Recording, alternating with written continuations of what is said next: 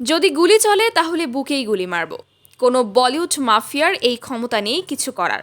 কারণ মামলাটা তখন আরও বেড়ে গেল যখন যোগী আদিত্যনাথ সানি দেওলের আপকামিং ফিল্ম লাহোর 1947 নিয়ে নিজের বয়ান দিলেন। আর যখন সালমান খান তাকে সোজাসুজি জবাব দিলেন এবং এটাও বলতে শুরু করলেন যে আপনার ফিল্মে কি কাজ, বলিউড আমাদের ইন্ডাস্ট্রি, এতে আপনার কি লেনদেন, তখন যোগী আদিত্যনাথ সালমান খানকে যে জবাবটা দিলেন সেটা তো পুরো সোশ্যাল মিডিয়াতে এমনভাবে ঘুরছে যেন কোনো ঝড় বয়ে গেছে। কেনই বা বললেন? এর পেছনে কি কোনো রহস্য লুকিয়ে আছে, নাকি অন্য কোনো ব্যক্তির হাত আছে এতে? সবচেয়ে বড় কথা, মামলাটা তখন আরও গুরুতর হয়ে গেল যখন একদিকে বলিউডের দেশভক্ত অভিনেতা আর অন্যদিকে নেতা যোগী আদিত্যনাথ মুখোমুখি হলেন। সবার আগে আপনাকে জানিয়ে দিই, লাহোর 1947 কোনো ছোটোখাটো ফিল্ম নয়, কারণ এই ফিল্ম বড় বড় লোকেদের চোখ খুলে দিয়েছে।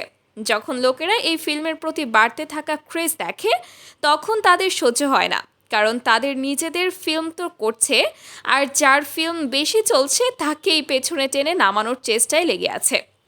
যোগী আদিত্যনাথ মিডিয়ার সাথে কথা বলতে গিয়ে এই ফিল্ম নিয়ে কিছু বললেন, তখন সালমান খানেরও রাগ হয়ে যায়। তিনি বলল, আপনি যখন এই ফিল্মের স্ক্রিপ্ট পর্যন্ত পড়েননি আর এর গল্প সম্পর্কে কিছুই জানেন না, তখন আপনি কিভাবে বলতে পারেন যে এটা দেশভক্তির বিরুদ্ধে এবং ইমোশনাল করে মানুষের থেকে পয়সা লুট করা হচ্ছে? কেন বলিউডের মাঝে ঝামেলা চাইছেন? কেন আপনি বলিউডের সাথে ঝামেলা করতে চাইছেন? আপনার যা কাজ রাজনীতি চালানো সেটাই করুন। আপনি বারবার আমাদের ইন্ডাস্ট্রিতে কেন দখল দিচ্ছেন? তখনই সানি দেওলও এই একই কথা বলেন। তিনি বলেন, আমাদের ফিল্ম যদি বেশি টাকা কামাই করে তাহলে আপনাদের এত সমস্যা কেন হচ্ছে? আমাদের আগের ফিল্মও প্রচুর টাকা কামিয়েছিল, আর এই ফিল্মও রেকর্ড করেই ছাড়বে। আপনারা আমাদের ফিল্মকে বারবার বাজে প্রমাণ করতে কেন চাইছেন? সানি দেওল এটাও বলেন, আমরা তো হিন্দুস্তানের জন্যই কাজ করে এসেছি আর ভবিষ্যতেও করে যাব। আপনারা যাই বলুন না কেন, মানুষ আমাদের ফিল্ম দেখা বন্ধ করতে পারবে না, কারণ আমরা তাদের একের পর এক সেরা ফিল্ম দিয়েছি। তিনি আরও বলেন, আপনারা বারবার আমাদের ফিল্মের দিকেই আঙুল তোলেন কেন? আমরা গতবারও এত পরিশ্রম করে ফিল্ম বানিয়েছিলাম আর আপনারা তখনও বলেছিলেন যে এই ফিল্ম রিলিজ হতে দেবেন না, কিন্তু সেই ফিল্ম লক্ষ লক্ষ নয় বরং কোটি কোটি টাকার ব্যবসা করেছিল। আর যে ফিল্ম আমরা এবার এনেছি সেটাও কিন্তু কোনো সাধারণ ফিল্ম নয়, সেটা আমির খান প্রডিউস করেছেন। আপনি নিজেই বুঝতে পারছেন যে ফিল্মটা কতটা গুরুত্বপূর্ণ হতে পারে।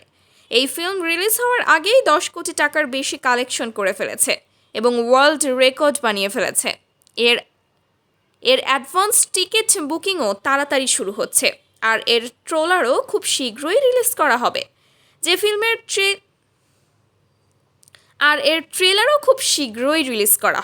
যে ফিল্মের ট্রেলার পর্যন্ত আসেনি সেটাও এত ভাইরাল হচ্ছে, তাহলে ভাবুন যখন ফিল্মটা আসবে তখন কি হবে।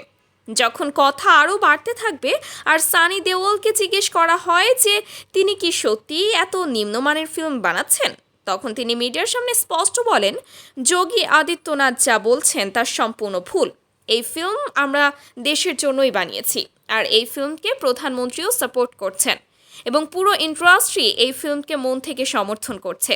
তাই আপনারাও এই ফিল্মকে সাপোর্ট করুন এবং এটাকে সুপারহিট বানাতে আমাদের সাহায্য করুন। আসল মজা তো তখন এলো যখন যোগী আদিত্যনাথ বললেন যে দেশভক্তি ফিল্মে হওয়া উচিত।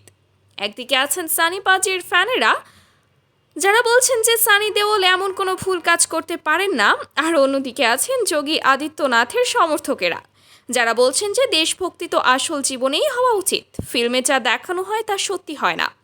সবচেয়ে বড় প্রশ্ন আমি আপনাদের করতে চাই, একজন মুখ্যমন্ত্রী কি কোনো ফিল্মকে পুরো দেশে ব্যান করাতে পারেন? কি পারেন না? তিনি এই ফিল্ম রিলিজ হতে দেবেন না? আর যদি রিলিজ হয়েও যায় তাহলে কি হতে পারে? আপনার কি মনে হয়? আমাদের কমেন্টে অবশ্যই জানান এবং এই ভিডিওটি লাইক করুন আর চ্যানেলটি সাবস্ক্রাইব করতে ভুলবেন না। নেক্সট আপডেট পেতে আমাদের সঙ্গে থাকার অনুরোধ রইল। আজকে এখানেই শেষ করছি। আল্লাহ হাফেজ।